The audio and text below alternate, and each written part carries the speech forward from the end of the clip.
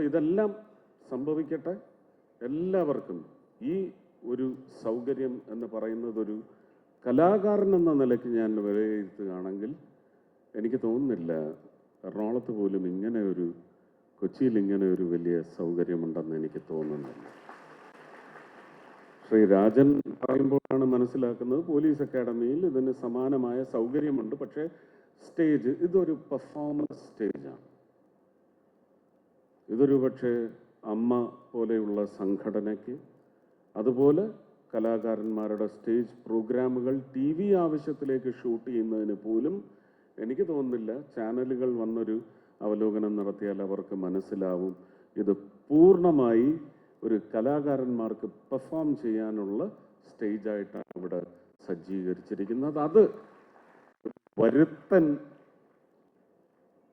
തെക്ക് നിന്ന് തൃശ്ശൂരേക്ക് വന്ന ഒരു വരുത്തൻ എന്ന നിലയ്ക്ക് നിങ്ങൾ തിരഞ്ഞെടുത്ത ഒരു വരുത്തൻ MP എന്ന നിലയ്ക്ക് എനിക്ക് അഭിമാനമാണ് സമ്മാനിക്കുന്നത്. അതിൻ്റെ ഉദ്ഘാടന കർമ്മം ചെയ്യുക എന്ന് പറയുന്നത് അമ്മയുടെ നിശ്ചയം മാത്രമാണ്. അല്ലെങ്കിൽ ഇത് 21-ാം തീയതി ഈ പരിപാടി സ്റ്റാർട്ട് ചെയ്തപ്പോൾ ബഹുമാനനായ പ്രധാനമന്ത്രിയായിരുന്നു ഇത് ഉദ്ഘാടനം ചെയ്യാനിരുന്നത്. അദ്ദേഹത്തിൻ്റെ SP ഗ്രൂപ്പ് എല്ലാം വന്ന് ഇവിടെ എല്ലാ അവലോകനങ്ങളും നടത്തിപ്പോയതാണ്. കളക്ടറേറ്റിൽ അതിൻ്റെ റിപ്പോർട്ടെല്ലാം തയ്യാറാക്കി അയച്ചതാണ്. 28ലേക്ക് മാറ്റാൻ പറഞ്ഞത് അദ്ദേഹത്തിൻ്റെ ഓഫീസിൽ നിന്നാണ്. പക്ഷേ തിരക്ക് പല വിധത്തിൽ വലുതായിരിക്കുന്നത് കൊണ്ട് അദ്ദേഹത്തിന് എത്താൻ സാധിക്കാത്ത പശ്ചാത്തലത്തിൽ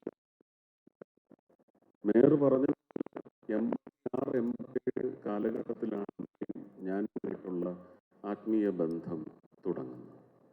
40 വർഷമാകും. അപ്പം ഈ നിയോഗം പൂർണ്ണമായിട്ടും അമ്മയാണ് എന്നെ ഏൽപ്പിച്ചത്. എനിക്ക് വിളക്ക് തിരി തെളിയിക്കാൻ അവകാശം ഈ ദിവസങ്ങളിൽ ഇല്ലാത്തത് കൊണ്ട് മാത്രം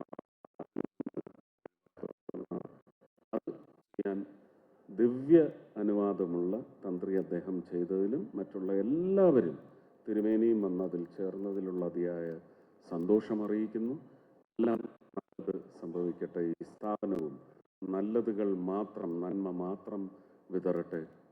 പാറമേക്കാവിലമ്മയെ നമിച്ചുകൊണ്ട് എല്ലാവർക്കും എൻ്റെ സ്നേഹം, നന്ദി, നമസ്കാരം. ഈ സൗധം ഇവിടെ തുറന്നു വെച്ചതായി അറിയിക്കുന്നു.